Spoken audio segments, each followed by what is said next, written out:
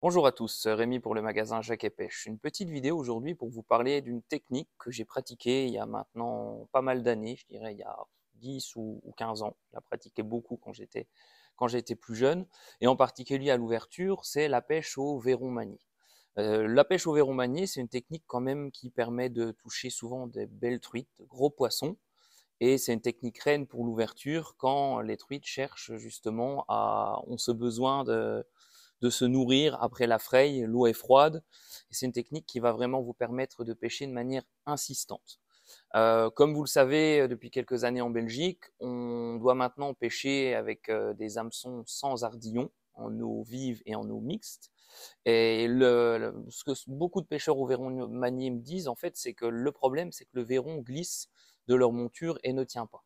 Donc moi, je vais vous présenter deux petites montures très simples qui vous permettront de ne pas rencontrer ce souci de glisse du verron, première chose, et aussi qui vous permettront de relâcher d'éventuelles petites truites dans de bonnes conditions, par rapport à des montures qui auraient deux, voire même trois hameçons, puisque c'est encore autorisé en Belgique. Une monture avec un hameçon, la truite sera souvent prise sur le bord de la gueule, donc si vous voulez la relâcher, vous pourrez. Donc deux montures très simples.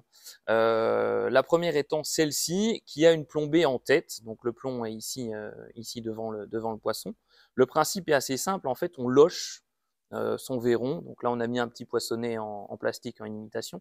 On va le locher avec une aiguille de la tête vers l'anus, ou inversement, si vous mettez un petit émerillon, vous procédez via un système de bas-ligne.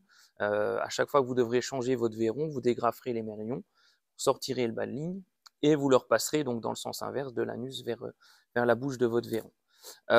Donc là, la plombée est devant, vraiment pour donner au verron un effet un peu moribond, un poisson en difficulté qui pique de la tête.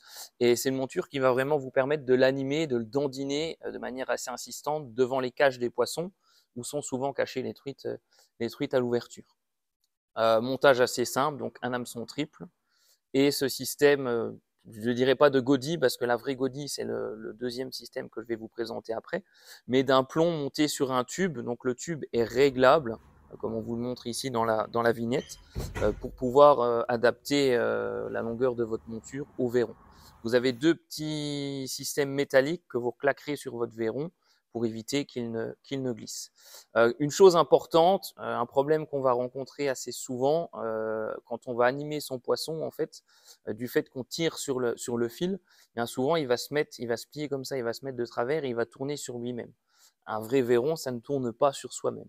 Donc pour ce faire, technique très simple, vous utilisez un cure-dent en fait pour le bloquer. Cure-dent que vous passerez dans le trou de votre godille, et ainsi le bois va gonfler avec l'eau et en fait ça va bloquer votre fil. Donc à chaque animation que vous imprimerez, vous allez tendre votre ligne, mais vous n'allez pas cintrer votre verron qui restera droit et qui aura un air relativement naturel. Donc la technique du cure-dent, elle est vraiment intéressante. Donc ça, c'est la première monture avec plombée en tête. La deuxième monture, en fait, c'est ce qu'on appelle la godille. Donc là, le plomb sera dans le verron, tout simplement. Et à l'avant, on a un disque de plastique, un disque de celluloïd, qui va permettre à votre verron de nager tout seul. En fait, c'est l'action du courant contre le disque qui va imprimer une nage au verron. Ça, c'est une technique que j'utilisais plutôt un peu plus tard dans la saison, quand les niveaux baissent, quand on a moins d'eau, que les truites commencent à s'avancer dans les veines de courant. Et là, on est plus sur une technique vraiment de prospection. Vous faites un lancer 3/4 amont et vous laissez dériver votre monture.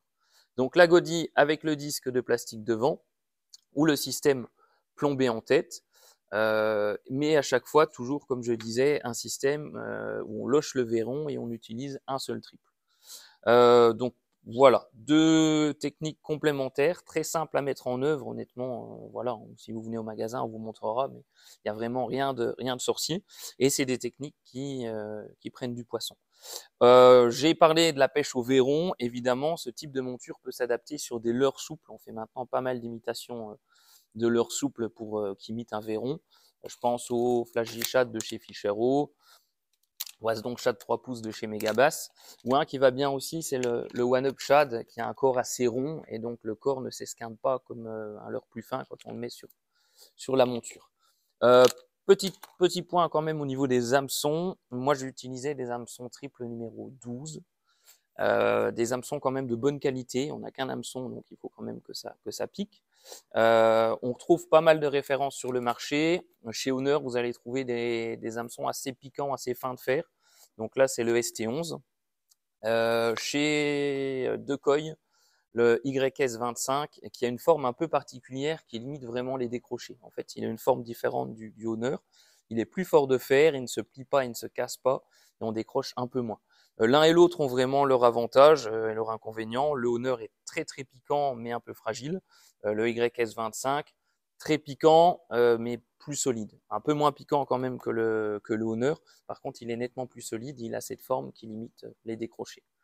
Donc voilà, triple numéro 12, bien pensé à écraser les ardillons. Malheureusement, on ne trouve plus de triple sans ardillons sur le marché. VMC en faisait, ils ont arrêté.